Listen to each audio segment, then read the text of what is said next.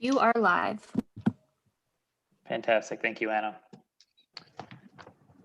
This begins the pre-meeting for the Rochester Preservation Board hearing on November 4th, 2020. During the pre-meeting, staff and board members review cases. There is no participation by applicants or the public. Following the conclusion of the pre-meeting, a public hearing will be held at 6 p.m.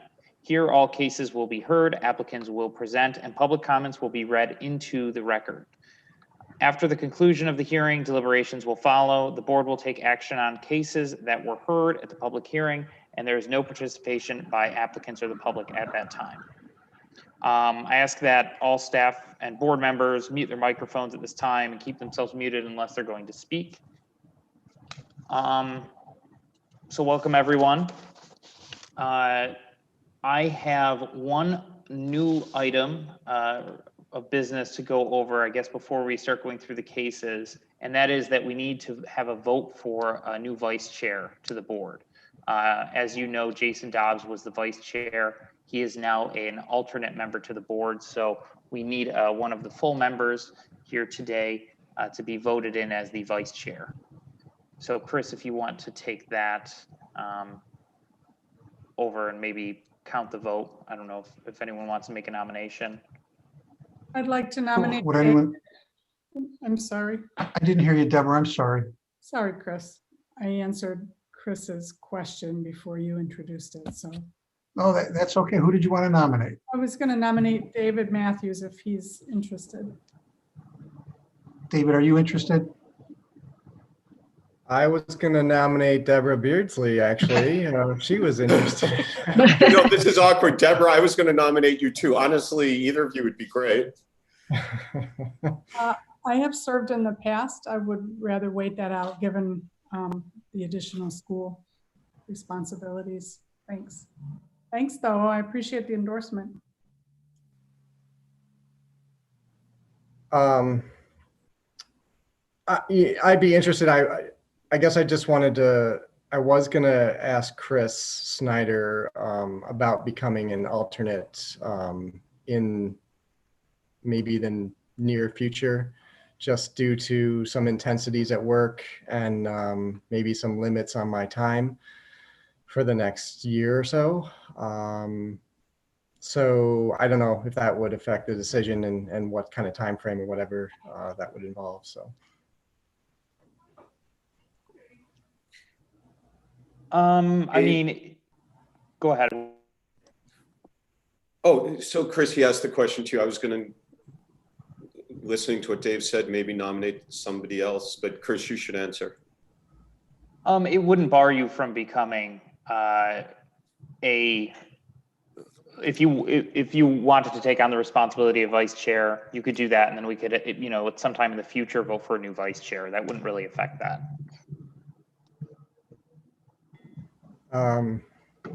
Yeah, it's going to be a little up in the air. I'm taking over some construction administration responsibilities with a large job at work, and that probably is going to transition right after the new year, and I just don't know. So I'd be happy to do it, but just knowing that may change, within a couple months or so. So if that, I'd be willing to do it until that time when I, feel like it's going to be just unknown if I can be available or not, I guess, is where I'm coming from. Okay.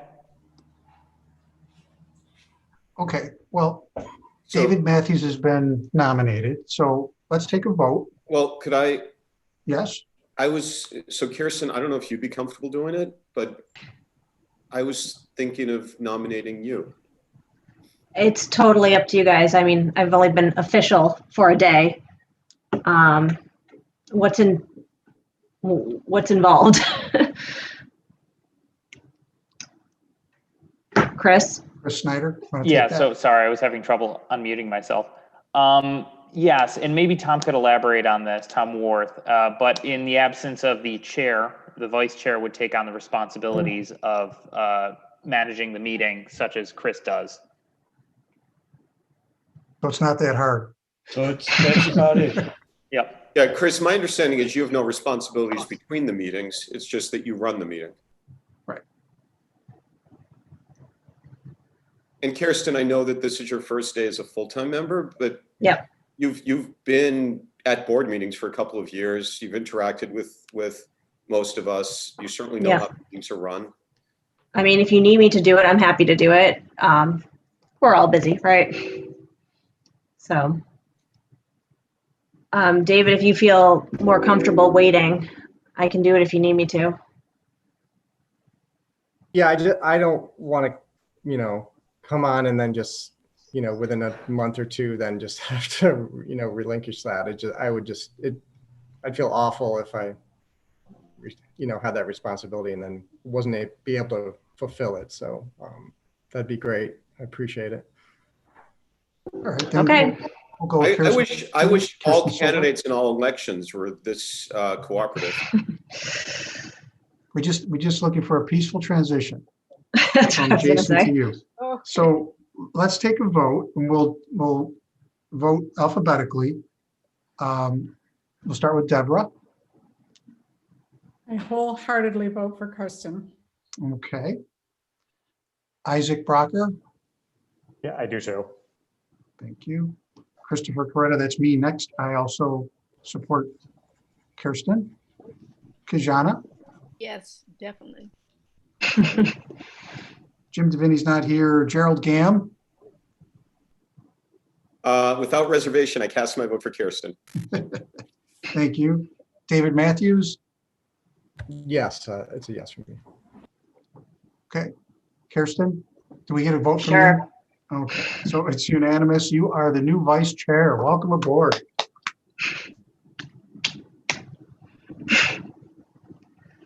Fantastic. I could send you the meeting notes and things too, Kirsten, like the template that I use, and I can go over that with you. Okay, just never miss a meeting, Chris. Try not to. You'll be Okay. fine. So I guess the other item I wanted to mention before we go through the first case here is that case 2, which was 324 Culver Road, is going to be adjourned tonight. If you all recall, back in I believe it was August of 2019, there was a decision made by this board to approve a landscaping hedge and trees on the property.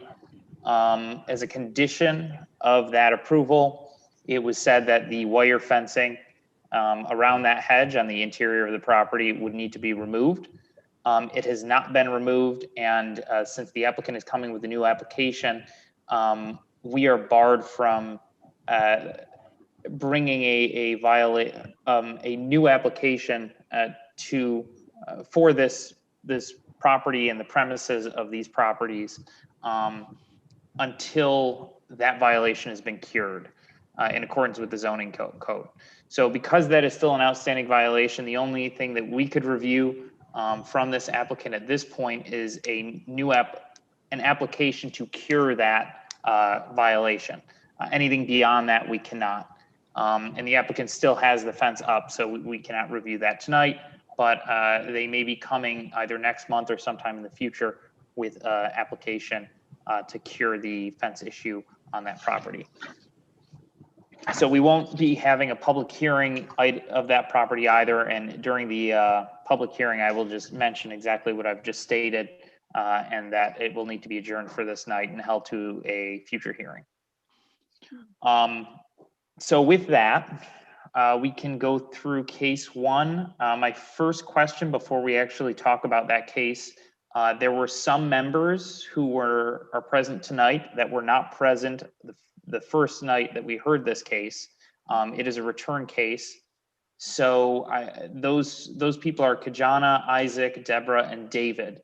My question to the 4 of you is, I guess, did you look through the old staff report, and then also did you watch the video that I sent to you of the previous hearing? Yes, I read through the report and also viewed the video. Okay. And then I guess, David, did you do that as well? David Matthews? Yes, I did. Yep. Isaac Yeah, I did as well. and Deborah? Chris, I did not. I'm sorry. Okay. So you'll just have to sit out on that item, and then everyone else can review it in hearing. Okay. And just to add, we'll just have to repeat that recitation that the three of you made in the actual hearing itself.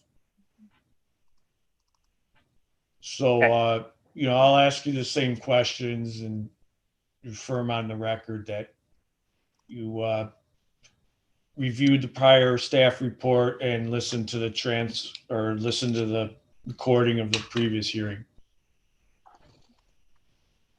Chris, can you please remind us of what date the previous hearing was? Because I did get your email about this and I was confused and thinking that I was present at that meeting. I wasn't sure why I was on your send list. So that was on September 9th, or I'm sorry, was it September 9th, the previous hearing? Yeah, September 9th. I had you absent on our grid for that. Oh, okay, I'll double check that date for you, but when I got your message, I was thinking Okay. that was incorrect. I'll double check. Thank you. Okay. And Yep. how much of tonight do I need to sit out in this case? I guess it would be that case, which is the only case that's being heard tonight. So you would just have to sit out the case. Okay. I mean, Deborah, what you could do is in the meantime, listen and review the report if that's something you have the time to do.